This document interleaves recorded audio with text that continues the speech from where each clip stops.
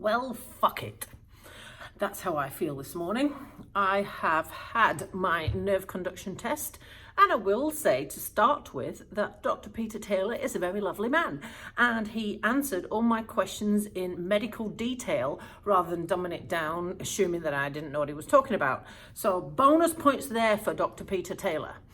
Now, what has happened? Well, that's a bit shit. What I have decided is that clearly the challenge of a knee replacement was not big enough, and so therefore my body decided to throw another completely unrelated shitty thing at me at the same time, all still leg related. My quest to return to sport is just not going to happen soon, unfortunately. So what did actually happen? Well, a nerve conduction test is where they put electrical impulses through your nerves to stimulate the nerves to measure the speed of the signal and compare it with the other side to see whether there's a reduced signal and therefore damage to the nerves. They did this in my foot and my lower leg after having spoken to me in detail about the types of symptoms that I have. Now, my symptoms are exacerbated by postural related reasons. So if my leg is parallel to the floor, it is 10 times worse than if I'm in any other position. It does not matter if I'm lying down, standing up, whatever. Now, I had decided before he spoke to me that it probably was not back related and that it was looking like atypical peripheral neuropathy. That's what I had decided. If you go back into my previous videos, you'll see what I was talking about.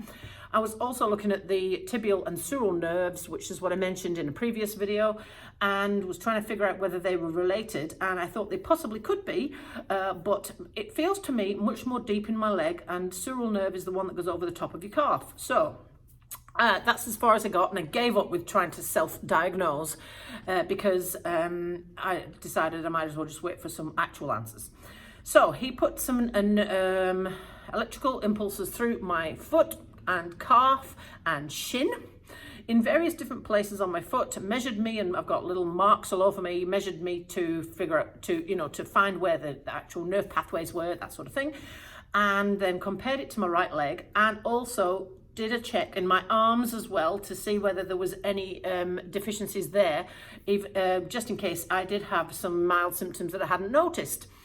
What did we get to? So the decision was, yes, I do have some type of nerve damage in my left lower leg, which is all quite shit. Now, the nerve signals were significantly reduced in my left lower leg and foot than they were in the right. He tested in various different places and he compared it with other places and concluded that there was a significant reduction warranting a referral to a neurosurgeon. I asked him what sort of things might cause it, and he didn't think it was back related, which is what I had said before. He's questioning whether it's vascular related, which is what I had said right back at the flipping start, before this even all escalated to where we are now. I said that I'd had a vascular test, and he said that this was a much more finer thing, much more minute sort of changes that wouldn't be showed up in a generic vascular test, which is looking for global big changes. So the fact that the vascular test came back clear doesn't mean anything. It could still be vascular related, which is what I had been saying to my doctor, and I'd asked him would he do the test again, and he had refused. So I'm kind of glad, because that test for vascular related issues that I've got is clearly not the right test. We need a much more finer motor test. And so the nerve signals are reduced in my left leg, which is what's given me the nerve pain. And he also put a needle into the muscles in my leg in various places and tested those as well to see whether there was a reduced signal from the brain to the muscle. And there is. So I've got some muscle fiber loss and nerve loss in the muscles in the lower leg too. And he tested all of them, and he said there's science to show that there is reduction in all of those muscles. Minor at this stage, but enough to warrant a referral to a neurosurgeon. So what does this all mean? So I was asking him, was the pain in my calf related, and he said it possibly could be, but he wasn't sure. He thinks that this is peripheral neuropathy, which is what I had been looking at, and the symptoms are atypical for peripheral neuropathy, but still it could be. He said there was lots and lots of versions of a peripheral neuropathy, and that he's not sure which one it might be, and that's why I need a referral to a neurosurgeon.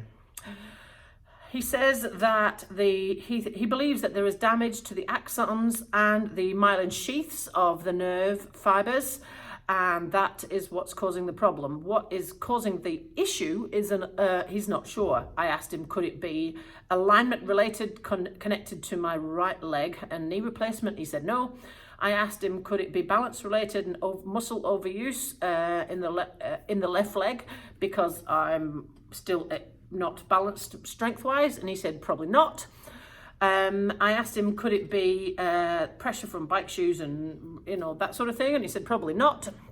What he wasn't sure of was what actually caused it, and that's what needs further tests. So apparently I need more blood tests and other types of tests, which only is unknown by a neurosurgeon. So I guess I wait some more for that. Meanwhile, Challenge Wanaka is not looking like it's going to go ahead. Cycling anytime soon, not looking good, because I struggle with walking, and muscle activation in the calf is like my calf is working overtime. And he says what happens is the other muscle fibers will work extra to compensate for the ones that are lost. That could be the cause for the pain in the muscle, I don't know. So looks like I might have a permanent regular appointment with Trina to help keep the muscle pain at bay in that leg whilst I wait to find out what happens next. So it's all quite crappy. Is it likely to be related to the knee replacement? He thought not. It's just a really shit set of coincidences is what I've decided. So now I don't have a good leg because they're both bad. Maybe this would chop them both off and I should become a para athlete.